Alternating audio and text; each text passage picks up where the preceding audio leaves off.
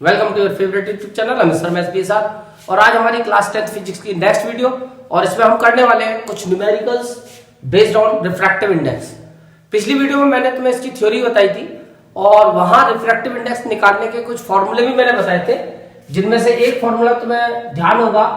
Refractive index को हम N से डिनोट करेंगे, sine i upon sine r. एक फॉर्मूला हमने ये पढ़ा था रिफ्रैक्टिव इंडेक्स निकालने का, sine i upon sine r, यानी इसमें एंगल्स का यूज है। दूसरा फॉर्मूला हमने पढ़ा था कि हमें एब्सोल्यूट रिफ्रैक्टिव इंडेक्स निकालना है, या जिसको हम सिंपल रिफ्रैक्टिव इंडेक्स बोल सकते हैं, एन किसी भी मीडियम में, एम फॉर मीडियम।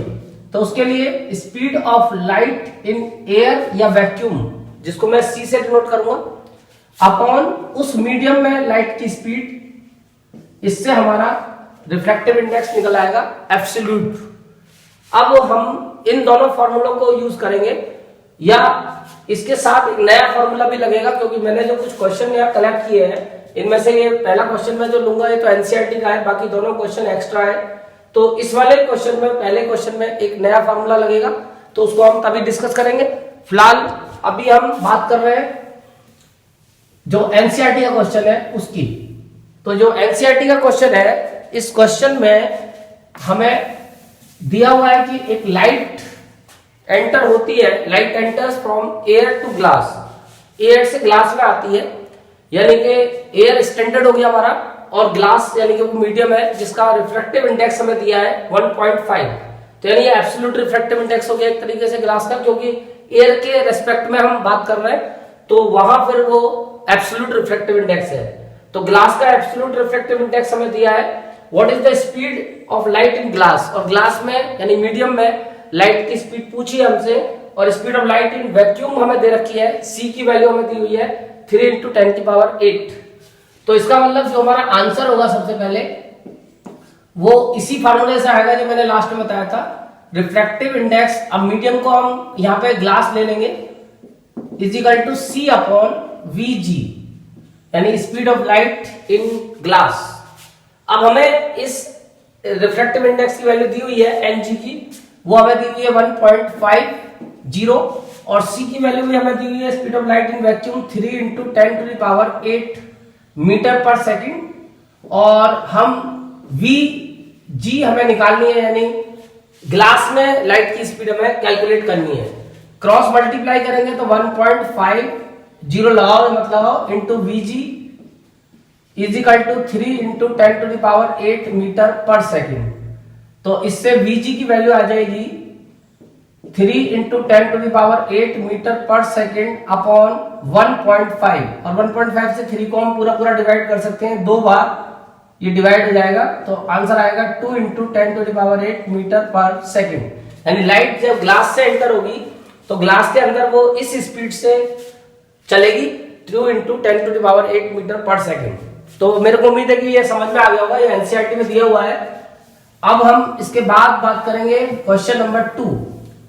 तो ये जो हमारा क्वेश्चन नंबर 2 है, इसमें भी हमें यही फॉर्मूला यूज करना है, क्योंकि इस क्वेश्चन में भी हमें दिया हुआ है एब्सोल्यूट रिफ्रैक्टिव इंडेक्स, यानी कि हमें यहाँ पे एब्सोल्यूट रिफ्रैक्टिव इंडेक्स दिया हुआ है ग्लास का और वाटर का, दोनों का दिया हुआ है, और स्पीड ऑफ लाइट जो हमें दी हुई है वो ग्लास के अंदर किस स्पीड से चलेगी वो दी हुई है। अभी जैसे हमने निकाली थी कि ग्लास के अंदर जो लाइट चलती है वो 2 × 10⁸ की स्पीड से चलती है, तो वो स्पीड हमें दी हुई है, यानी मीडियम में हमें लाइट की स्पीड भी दी है और एब्सोल्यूट रिफ्रैक्टिव इंडेक्स भी दिया है। तो आंसर नंबर 2, इसमें हमें सबसे पहले रिफ्रैक्टिव इंडेक्स ग्लास और वाटर का दिया हुआ है, यानी एन जी हमें दिया हुआ है, एन जी की वैल्यू 3/2, और हमें रिफ्रैक्टिव इंडेक्स वाटर का भी दिया है, यानी N W is equal to 4/3, और हमें जो ग्लास में लाइट चल रही है जिस स्पीड से वो भी दी हुई है 2 × 10⁸, यानी V ji is equal to 2 × 10⁸ metre पर सेकंड। अब हमें लाइट की स्पीड निकालनी है वैक्यूम में और वाटर में। तो सबसे पहले मैं फर्स्ट पार्ट कर रहा हूं। तो क्योंकि मेरे को रिफ्रैक्टिव इंडेक्स पता है ग्लास में, और उसके मीडियम की स्पीड भी पता है कि मीडियम में लाइट किस स्पीड से चल रही है, तो सबसे पहले मैं इसका यूज करूंगा। तो फॉर्मूला होगा Ng = C/Vg, यानी मीडियम में जो लाइट की स्पीड है वो नीचे और स्टैंडर्ड वैक्यूम या एयर में लाइट की स्पीड ऊपर। अब हमें Ng की वैल्यू दी हुई है 3/2 और C की वैल्यू हमें निकालनी है कि वैक्यूम में कितनी है, और ये हमें दी हुई है 2 × 10⁸। क्रॉस मल्टीप्लाई करेंगे तो 3 × 2 × 10⁸ = 2 × C। तो C की वैल्यू आ जाएगी 3 × 2 × 10⁸ अपॉन, ये मल्टीप्लाई से डिवाइड में आ जाएगा 2 और 2 से 2 कैंसिल होके C की वैल्यू आएगी 3 × 10⁸ मीटर/सेकंड। और यही स्टैंडर्ड स्पीड होती है लाइट की जब वो एयर या वैक्यूम से पास होगी। इसके बाद सेकंड केस, अब हमें लाइट की स्पीड बतानी है वैक्यूम में, वो वाटर में। तो उसके लिए अब हमें रिफ्रैक्टिव इंडेक्स वाटर का यूज करना पड़ेगा और इसका जो फार्मूला बनेगा NW = C/VW, यानी जिस मीडियम का रिफ्रैक्टिव इंडेक्स है उसी मीडियम की स्पीड, जो लाइट, उस मीडियम में जो लाइट की स्पीड है वो हमें डिनोमिनेटर में रखनी है। अब हमें NW की वैल्यू दी है 4/3। C की वैल्यू हम निकाल चुके हैं, वो यूज कर सकते हैं 3 × 10⁸ और VW हमें निकालना है। इसको क्रॉस मल्टीप्लाई करेंगे तो 4 × VW = 3 × 3 × 10⁸।